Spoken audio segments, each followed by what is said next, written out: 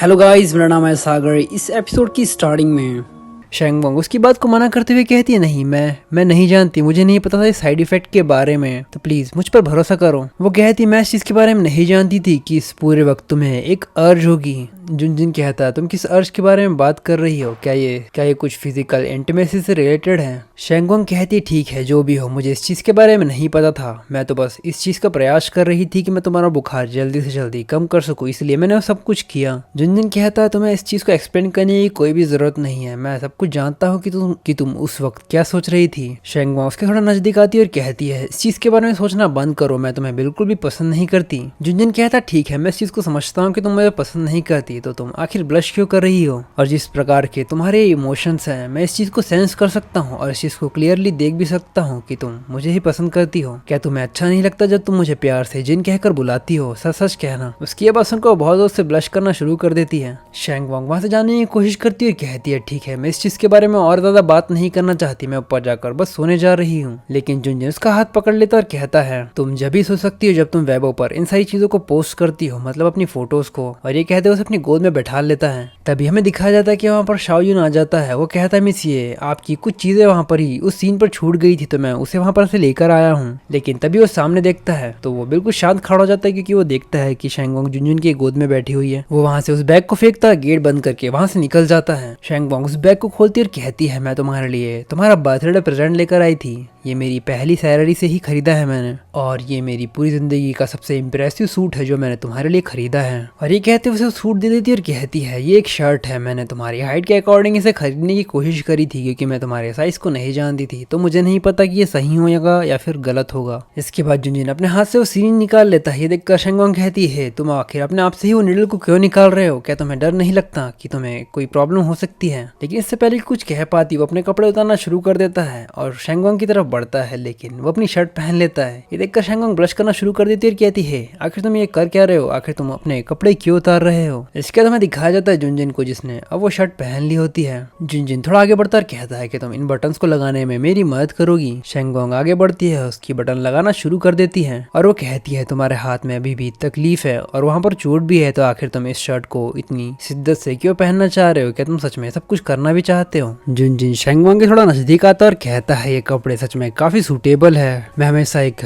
अच्छी ग्रिप लिया करता था अपने मेजरमेंट के लिए और मैं हमेशा कैलकुलेट करके ही चीजों को लेता था। शेंगवोंग वहां से शर्माते हुए आगे बढ़ती और कहती है मुझे इस चीज के बारे में और तुम्हारे बारे में कोई परवाह नहीं, मैं जाकर रेस्ट करने जा रही हूँ।